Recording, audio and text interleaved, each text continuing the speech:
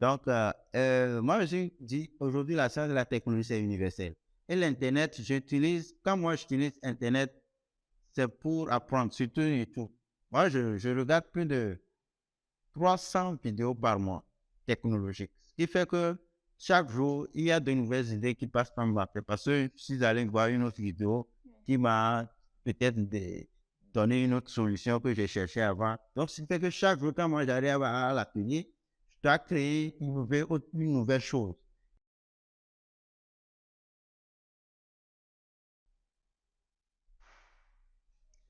Bonjour et bienvenue sur votre chaîne REA, redynamiser l'entrepreneuriat en Afrique, où nous faisons justement la promotion des entrepreneurs.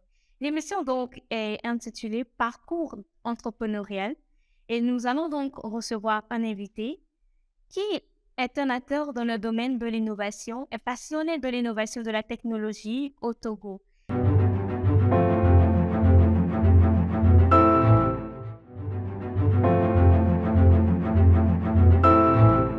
C'est donc Monsieur Edouard Akapo Lado pour l'occasion. Bonjour Monsieur, j'espère que vous allez bien. Ça va aussi. D'accord. Oh, est-ce que vous pouvez nous donner une présentation de votre personne avant qu'on puisse commencer? Je suis Edouard Acapolado, je suis entrepreneur, je suis électromécanicien de formation, je suis le fondateur du Centre de recherche, d'invention et d'innovation technologique, CRIT, à deux concepts, dont l'objectif est de faire la promotion de la technologie en Afrique, la créativité, l'innovation, la recherche scientifique et technologique. Je suis aussi passionné de la créativité. Merci. Vous venez donc de parler de votre centre d'invention et d'innovation technologique. Est-ce que les étudiants viennent là-bas pour se faire former, faire des tests et sortir des produits après? Exactement. Dans notre centre, nous prenons voilà, des étudiants qui viennent de l'INSI, des étudiants qui viennent d'autres BTS électromécanique ou électrotechnique ou électricité industrielle et tout, qui viennent faire des stages, faire la pratique, couper des tôles, scier, monter, démonter, fabriquer même des prototypes des machines qu'ils veulent et sortir. Donc, ils arrivent à faire le prototype des machines qu'ils veulent et à la fin, même, on leur donne des attestations, voilà, avec lesquelles ils font ce qu'ils veulent. D'autres même voyagent avec, etc., etc. Donc, prenons des stagiaires qui viennent de ces établissements techniques, voilà. Et en parlant de fabrication, de manière plus concrète, est-ce qu'aujourd'hui vous avez des produits vraies machines? Euh, Mais disons, jusqu'à aujourd'hui, nous avons plus d'une cinquantaine de machines. Nous avons commencé par le Melinos, la machine qui permet de piler les noix de palme, le concasseur de noix palmistes, la presse huile palmiste, la presse de beurre de cacao pour avoir la presse de cacao plutôt pour avoir le beurre de cacao et avoir obtenu également la poudre de cacao. Nous avions également fabriqué des presses de jus d'ananas, fabriqué des presses même de canne à sucre pour avoir le jus de canne à sucre. Nous fabriquons également tout le matériel de savonnerie, en passant par les plateaux, les grilles de coupe, les estampeuses et même le mélangeur de savon. Nous fabriquons également des pasteurisateurs, nous fabriquons des capsuleuses, des machines qui permettent de faire des bouteilles. Nous fabriquons des séchoirs déshydrateurs pour sécher les aliments et pouvoir les conserver. Nous fabriquons, des- actuellement, nous fabriquons également des machines pour décortiquer le haricot, l'arachide et le soja. Nous fabriquons également des égreneuses de maïs. Bref, en c'est fait, beaucoup de choses c'est quand même. beaucoup de choses que nous D'accord. faisons. Nous sommes dans l'innovation et nous fabriquons les machines surtout sur commande, Ah, sur selon, commande. oui, D'accord. sur commande, selon les besoins, les caractéristiques et les spécificités que le client nous donne selon le cahier de charge. Ok. Euh, Au début, vous avez dit que vous avez fait une formation en électromécanique, si je ne me trompe pas. Enfin, on est plusieurs à faire la formation en ingénierie de conception mécanique et tout, mais c'est pas forcément tout le monde qui rentre dans le domaine de l'innovation ou sort plusieurs produits, notamment c'est quand c'est beaucoup et c'est vraiment encouragé. Mais qu'est-ce qui a été votre déclic? Pourquoi vous avez enfin, qu'est-ce qui vous anime pour que vous arrivez à ce génie? Ok, merci. Disons que d'abord, la créativité, c'est déjà assez en moi depuis l'enfance. D'accord. C'est une passion à moi. Déjà, à l'âge de... Moi, j'ai commencé à créer, à innover, à tracer les choses depuis l'âge de 18 ans, quand je fleurais encore les classes de troisième. Pour, après les cours théoriques, les premiers chapitres en électrolyse de l'eau et tout, je rentrais pour fabriquer un petit appareil ramené à l'école pour demander au professeur. Bon, tu nous as parlé de telle tête, mais on n'a rien vu. Comme ceci, pour faire l'expérience, on va voir exactement de quoi il s'agit. Donc, c'est comme ça, moi, j'ai commencé à faire les trucs. Troisième, seconde, j'allais à la maison première, je fabriquais des molécules, des atomes, et j'ai ramené au professeur de physique pour dire, voilà, montre-moi exactement ce que tu es en train de dire, c'est trop théorique, etc., etc. Jusqu'à ce que, dans les journées culturelles, on même construit des journées scientifiques à animer, à expliquer des choses, etc. Donc, tout ça a été le gène, au fait, de créer, d'innover, est en moi il y a très longtemps. Et c'est une passion. Quand je fais quelque chose de mes mains, et ça travaille, ça roule, ça bouge, ça me fait plaisir, même si je n'en veux rien. Donc, depuis tout petit, je faisais déjà des avions, des hélicoptères, des bateaux. Tout plaisant, ça me donnait toute la... D'accord, c'est vraiment extraordinaire.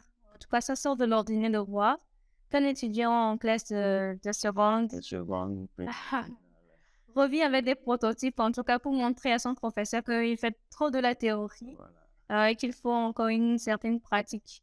C'est très intéressant. Alors, est-ce que vous avez rencontré des difficultés tout au long de votre parcours en instaurant aussi le centre, en le faisant fonctionner d'ailleurs? Est-ce que vous avez eu à rencontrer des difficultés? Et comment vous arrivez en même temps à pouvoir adapter ou sinon faire proposer votre machine? Parce qu'aujourd'hui, il y a plusieurs machines qui sont importées. Donc, comment on vous fait confiance par rapport à vos produits et vous arrivez quand même à adapter ça à votre clientèle? Oui. Bon, au début, disons que ces petites recherches étaient des activités parascolaires pour moi. Comme tout jeune, ou quand on allait à l'école, d'autres avaient pour activité jouer au ballon, etc., les tennis et tout. Moi, mon sport, c'est de prendre les bouquins, de lire les recherches sur les Isaac Newton, sur l'Albert Einstein, sur les Clément Albert, etc. Tout ce que ces scientifiques ont pu faire. Donc, c'était ça, moi, mon sport. On voit que vous êtes costaud Donc, en ce somme. qui fait que j'ai grandi avec tout ça là jusqu'en terminale où j'ai eu mon bac en 2012. Maintenant, bon, il n'y avait aucun souci en ce temps parce que c'était lire, apprendre. C'est comme j'apprenais aussi mes leçons, quoi. Oui, Donc, il oui. n'y a pas de souci. Donc, c'est au moment où j'ai compris que ce que tu fais là, tu pouvais transformer ça en entrepreneuriat. Ok. Voilà. C'est à ce moment où il fallait un peu changer la tendance, il fallait professionnaliser les choses, il fallait réorganiser et restructurer les choses. Oui. Donc, ce qui fait que j'ai décidé après le bac de me faire former en une branche électromécanique. Parce que tout ce que je faisais dans l'enfance, avion, bateau, hélicoptère, c'est la mécanique et l'électricité, c'est la conception, la construction. Donc, bon, ma première déception était, ou bien mon expérience qui n'a pas marché. J'avais dit que je devais aller au campus pour faire la physique. Bon, moi, pour moi, faire la physique au campus, tu dois aller au laboratoire, tu dois créer une machine, tu dois faire des expériences, tu dois toucher du code. Ben, j'ai fait un mois de campus de physique et tout était théorique. Là, Juste un mois. Il j'ai- fallait espérer peut-être après. non, non, non. J'ai quitté. J'ai fait un mois de physique sur le campus, j'ai quitté. Ok. Parce qu'il n'y avait rien qui me contenait, rien que de la théorie. Bon, cette année, c'est l'année 2012 là que j'ai pris pour mettre en place les premiers prototypes de mes machines, comme la pileuse de noix de palme, les carcasseurs de noix palmis, beaucoup d'autres machines en prototype. Donc, j'ai pris l'année là également pour chercher quelle quel BTS ou quel établissement aller pour me faire former dans ce que je veux. Donc, j'ai trouvé un qui m'a fait former en BTS électromécanique de 2013 à 2015. Maintenant, juste après 2015, quand j'étais déjà en première année 2013, je savais que juste quand je finis, je dois entreprendre. Et puis, j'avais déjà ma place un peu sur les bancs. Et puis, 2015, je commençais à exposer mes machines dans les foires pour faire connaître les produits, pour dire aux Africains que voilà, c'est possible de faire tel autobus, c'est possible de faire tel autobus, etc. Je partageais les flyers et tout, ça n'a pas tout été passé. Et parce que il y a toujours des imperfections, il n'y a pas le matériel adéquat pour travailler. Exactement. Voilà. Des critiques sur des critiques, des suggestions sur des suggestions. Mais c'est des choses qu'il fallait vraiment prendre en compte pour toujours revenir à l'atelier, le corriger, améliorer, le corriger, améliorer. Puisque la destination finale de ces produits, c'est le client. Et si le client fait des reproches, il fallait prendre en compte pour réarranger le produit, bien que c'est la façon. Ça a été comme ça. Et il y a aussi, d'autre côté, des difficultés financières. Étant étudiant fraîchement fini de BTS, où est-ce que je peux avoir des fonds pour mettre des machines en prototype en place et aller vendre, etc., etc. Comment ça s'est passé? Bon, comment ça s'est passé? J'ai j'ai construit une certaine confiance auprès de certains partenaires, auprès de certains parents, amis, proches, qui m'ont fait confiance, qui savent que voilà, ce gars, ce petit peut faire des choses. Et quand j'avais des petits projets de conception, je fais le dessin et tout, je vais chez eux, je leur explique que ça peut fonctionner comme ça va donner. Est-ce que vous pouvez me contribuer à telle hauteur, peut-être de 10 000 francs ou de 5 000 francs? Bon, j'avais une dizaine de personnes comme ça qui me faisaient confiance et savent que si on l'aide, il peut aller loin. Le truc, c'est qu'il faut commencer quelque chose et c'est dans ça que les gens vont avoir confiance en toi d'abord. Exactement. Mais quand vous allez les mains vides, Juste avec le projet, des belles idées. non, bon, ça ne donne rien encore. Voilà, donc c'est dans ça que j'ai évolué, j'ai grandi. Je fais des prototypes sur des prototypes qui marchent. Combien de temps par exemple? Parce qu'aujourd'hui, les jeunes entrepreneurs sont vraiment pressés. Oui. Il faut que j'éclaircisse un truc. Ah. L'entrepreneuriat aujourd'hui n'est pas un raccourci pour la réussite dans la vie. En fait, est-ce qu'on peut faire un replay de ce passage-là et soumettre ça? Non. Je dis bien, C'est intéressant, c'est intéressant. l'entrepreneuriat n'est pas un raccourci pour réussir aussi dans la vie. D'accord. Moi, je suis beaucoup de trucs entrepreneuriales et je me suis beaucoup fait former aussi en entrepreneuriat. Et aujourd'hui, il y a des documentaires qui nous témoignent clairement que Aliko Dangote aujourd'hui a fait plus de 30 ans de travail dans l'ombre avant d'être vu. D'accord, donc si je commence à 20 ans, ça veut dire que c'est fait ça à 50 ans que je vais commencer par récolter. En fait, c'est toute votre vie. Donc, allez-y lentement, mais sûrement. Okay. Voilà. Donc, moi, j'ai commencé en 2015. En 2020, déjà, j'ai déjà occupé les 5 ans et on est en 2023. Donc, 8 ans en allant. Donc, mais vous allez quand même voir que ce qu'il avait commencé en 2015, ce n'est pas ça. Ça a changé. Ça a changé. Ça s'améliore. Oui. Donc, ça veut dire que l'entrepreneuriat, ce n'est pas quelque chose que tu vends maintenant, tu prends, tu manges, tu gagnes. Non. Tu vas t'investir, tu vas souffrir beaucoup. Plus de 5 ans même. Il y a des jours, même si tu ne trouves pas à manger, tu dis, je dois le faire. Moi, il y a des jours que je me lève, c'est-à-dire que je travaille de matin au soir. Si je n'atteins pas mon objectif, je ne pense pas au manger, en fait. C'est-à-dire que le ventre est fermé. Quand l'objectif, ici, la tête dit que l'objectif là n'est pas atteint, le ventre est fermé. C'est quand j'ai le résultat que je sens la faim et que je vais aller manger.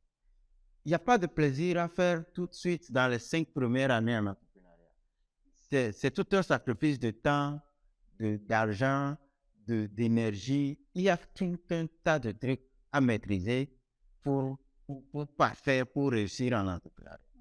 Maintenant, les difficultés, arrivées à un moment, moi j'ai compris au fait que ce ne sont pas tellement des difficultés, mais c'est des passages, c'est des clés, c'est des éléments qui renforcent, Exactement. qui permettent d'aller loin, qui poussent. C'est des expériences qu'on acquiert. Oui. C'est-à-dire, sans ces expériences, et c'est des bases qu'on fonde. Si la base est solidement fondée, créée, on va aller plus loin. Exactement. Voilà, mais quand la base n'est pas solide, tout va s'écrouler. Voilà, donc moi j'ai compris que même s'il y a des difficultés, ce n'est pas des difficultés pour moi, j'apprends. Voilà, et c'est dans ça que j'évolue. Donc, c'est ça, il y a beaucoup de choses à dire en entrepreneuriat, mais il faut juste comprendre que quand un jeune veut se lancer aujourd'hui, si vous n'avez pas la passion, d'abord la passion aussi, c'est un élément important. C'est parce que la passion, c'est le carburant aujourd'hui qui vous fait dire que je mange, et puis je ne mange pas. Quelqu'un me finance, quelqu'un ne me finance pas. J'avance, je vais faire avec les moyens de bord. Oui. Voilà. Donc, ce qui fait que c'est ce qui me motive, c'est ce qui me pousse moi à aller de l'avant. Et il faut commencer avec les moyens de bord. On pense aujourd'hui que j'ai un projet et que on fait des plans d'affaires de 1 million, de 2 millions, j'attends les 2 millions avant de commencer. Les 2 millions ne vont jamais venir et tu ne vas jamais commencer aussi. Mais vas-y, commence avec les moyens de bord. Et puis les autres viennent. D'accord. Vas-y, commence avec les moyens de bord et les autres viennent. Donc, dans tout ce que vous venez de dire, je pense, enfin, pas que je pense, mais il est clair qu'il y a tellement d'éléments importants à pouvoir en tirer comme leçon, de déjà des dévanciers, de ceux qui ont déjà de l'expérience de 8 ans, de 7 ans et de tout, pour que nos jeunes, enfin, ceux qui, bien sûr, veulent aussi entreprendre puissent s'inspirer de vous, comme vous l'avez fait d'ailleurs de vos aînés. Et bien sûr, il continue toujours de s'améliorer, d'avoir des formations en entrepreneuriat. Dans tout ce lot de difficultés qui vous ont quand même servi à pouvoir avancer, quels étaient les accompagnements? Vous avez parlé tantôt de ceux qui vous ont accompagné, le Lovely Money. Juste vos proches vous ont accompagné. Quelle est, par exemple, la part du gouvernement dans votre initiative? Parce que, après tout, c'est un aspect de l'industrialisation qui est très important d'ailleurs pour le développement de l'agriculture. Aujourd'hui, qui représente plus de 40% de notre PIB. Donc, c'est tellement important de pouvoir soutenir ces genres d'initiatives. Quel a été le cas? OK. Arrivé à une certaine étape, moi, je dis que les Love Money, comme vous l'avez dit, ne peuvent plus faire l'affaire. Oui. Donc, pour aller loin, il faut bien structurer son projet, avoir un bon plan d'affaires, avoir des résultats et tout, soumettre à une institution qui peut financer et tout. Disons qu'en 2018, j'ai bénéficié du fonds FAEJ, voilà, qui est une structure étatique. Et puis, j'ai aussi bénéficié de plusieurs autres fonds à l'international, comme bon, ça, c'est pas un fonds, mais c'est une formation, le YALI. Le YALI Dakar, j'ai bénéficié du YALI Dakar, j'ai fait le Dakar. J'ai bénéficié aussi de Tony Hello en 2018, j'ai eu les fonds de Tony. Et j'ai bénéficié aussi de Africa Change Makers. J'ai bénéficié de beaucoup d'autres structures, tant financiers, techniques, voilà, structurels, réseaux, etc., qui ont beaucoup boosté les choses. Donc, seul, on ne peut pas s'en sortir, mais il faut créer, il faut trouver des cadres. Il y a beaucoup d'autres opportunités en ligne aujourd'hui sur lesquelles on peut se poser pour aller loin. Donc, voilà, les choses, il y a eu beaucoup de succès au bois. Bon, des prix, voilà, il y a des prix qu'on a reçus depuis 2015. J'avais été classé parmi les top 10 des jeunes inventeurs africains par le PIA en 2015, il y avait longtemps. En 2015 et 2016 aussi, j'ai été classé parmi les 100 personnalités qui ont impacté l'Afrique avec le site Financial Afrique. En 2015-2016, c'était les 2 années consécutives. Après, on a eu des prix d'entrepreneuriat, d'innovation, etc. Et bon, la dernière aussi, c'était en 2018, bon, 2019 plutôt, quand j'ai été décoré comme chevalier de l'Ordre national de mérite dans le domaine de l'innovation entrepreneuriale au Togo, voilà, par le gouvernement togolais. Donc, c'est pour dire que il faut commencer, Faire ses preuves. faire ses preuves, le succès, le succès devant. Il y a beaucoup de signes d'opportunité de commencer avec ce que vous avez. Moi, j'ai commencé avec ce que j'ai. Quand je dis j'ai commencé avec ce que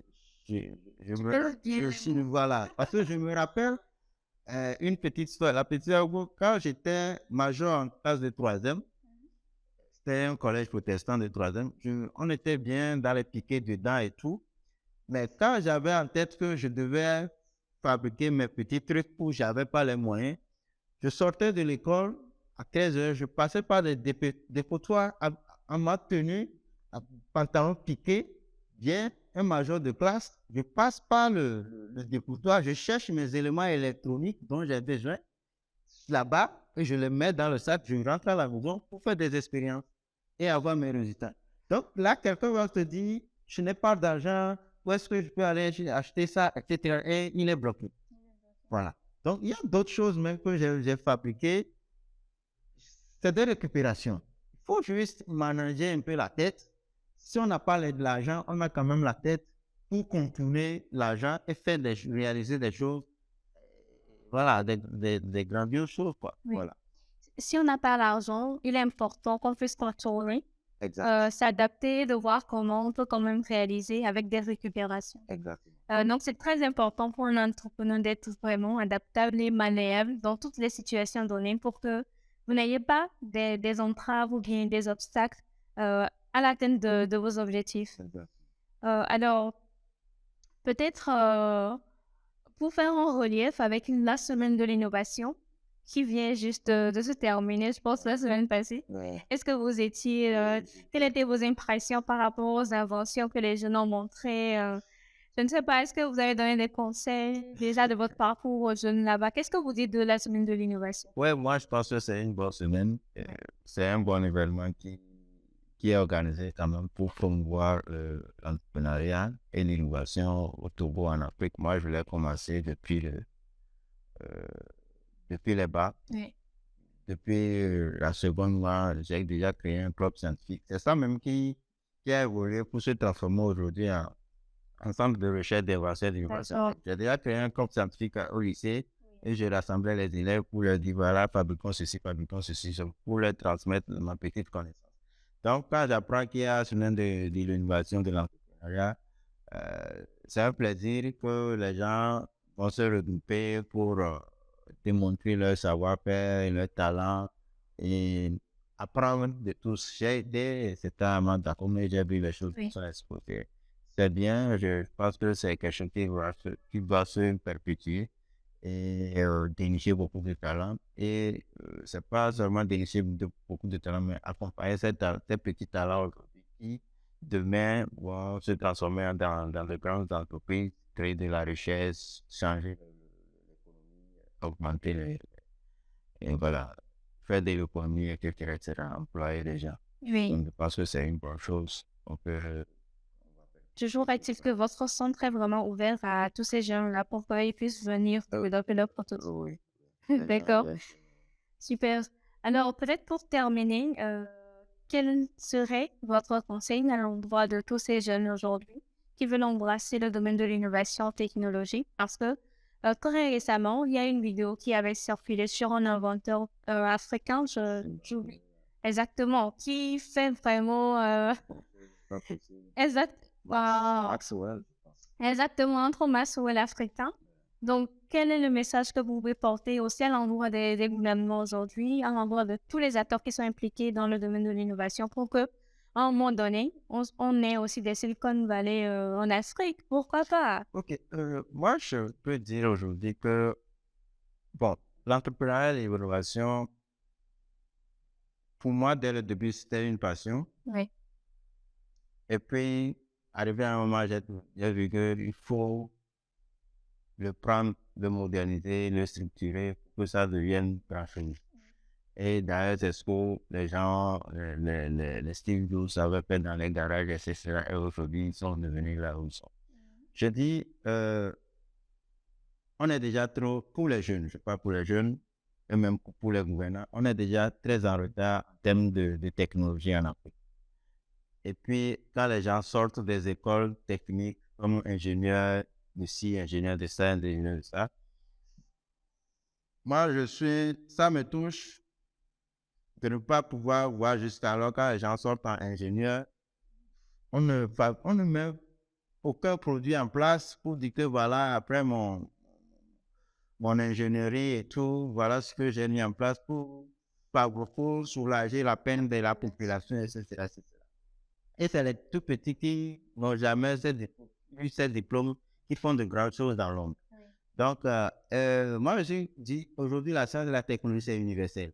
Et l'Internet, quand moi j'utilise Internet, c'est pour apprendre, surtout YouTube.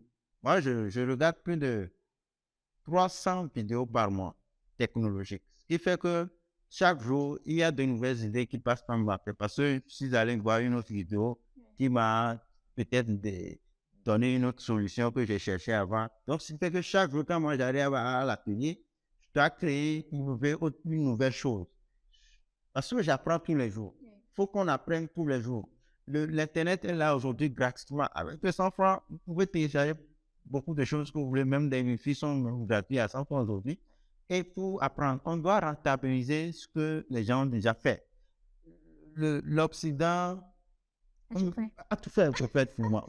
L'Occident a tout fait. Donc, moi, je veux voir comment on ne peut pas aller prendre, recopier, recycler, réadapter ce que les gens ont déjà fait à notre réalité pour que nous aussi on évolue. On attend toujours les choses venant des autres et parfois, c'est de fake aussi, mais on n'a pas le droit, on va le consommer. Maintenant, ceux qui le font, comme moi, comme des milliers d'autres Africains un peu partout dans le monde, les gouvernements n'ont pas trouvé des structures pour pouvoir les mettre ensemble et puis voilà, les mettre en l'aise, quoi, les donner les moyens nécessaires afin que ces petits trucs puissent grandir, créer des entreprises, comme je l'avais dit aujourd'hui, accroître l'économie nationale, etc., etc. C'est qu'aujourd'hui, de simples, je sais pas, coton-tige, on ne peut même pas fabriquer au Togo, bien de simples allumettes, on ne peut même pas fabriquer au Togo, c'est des programmes. Bon, c'est ça, quoi. Les jeunes sont là. Il y a des jeunes, beaucoup de jeunes qui se battent dans l'ombre et qui veulent un endroit, un encadrement propice pour qu'ils aillent loin. Mais ils n'en trouvent pas. C'est le lieu que l'événement semaine de l'innovation, c'est bon, mais il faut que ça aille plus loin. Il faut primer des jeunes. Il faut beaucoup les encourager. Parce que dans ce secteur de recherche, moi, je l'appelle recherche et développement. C'est de l'investissement. Si on n'investit pas dans les recherches et développement, on ne peut pas sortir un produit meilleur, concurrentiel sur le marché. Regardez, aujourd'hui, les gens font des jus, etc., des jus de mangue, jus d'ananas dans des trucs. À combien, par exemple? À 500 ou, bon, 400, 500. Mais regardez les jus importés qui se vendent à 200 la bouteille. C'est-à-dire que quand on se force ici, il y a un autre marché concurrentiel qu'on ne peut même pas battre. Donc, ce qui fait que vous produisez manuellement, quelqu'un produit des centaines de milliers par minute, par jour. C'est-à-dire qu'on vous bat, quoi. Il n'y a même pas à aller chercher loin. Donc, c'est comme un grand sur place. C'est les gouvernements aujourd'hui qui vont mettre des politiques en place pour peut-être réduire les importations et voilà, encadrer plus la production locale et voilà, pour avoir un meilleur produit concurrentiel même et exporté. Oui. Politiques qu'ils ont déjà commencé par mettre en place avec peut-être la plateforme industrielle d'Oxia et aussi beaucoup d'initiatives comme la semaine de l'innovation des jeunes qui vont encore peut-être avancer dans un cadre qui va rassembler tous ces jeunes. Et dans votre discussion, vous avez parlé de ces jeunes qui sont vraiment dans l'ombre et qui veulent juste un cadre pour se faire connaître et faire connaître leurs produits. Justement, c'est pour cela que Redynamiser l'entrepreneuriat en Afrique est là pour vous mettre en lumière, justement, mettre en lumière vos produits et permettre à ce qu'on puisse toucher le plus grand nombre et faire la promotion de ces inventions. C'est un plaisir pour moi de discuter avec vous et de vous connaître plus, de vous connaître sur tout ce que vous faites. J'invite donc les jeunes à pouvoir venir peut-être au centre d'invention et d'innovation technologique pour voir ce qui se fait là-bas. Et aussi tous les partenaires donc de soutenir notre jeune, notre frère, notre acteur principal qui est dans le domaine de l'innovation. Merci et à très bientôt pour le prochain numéro. Merci. Je vous en prie.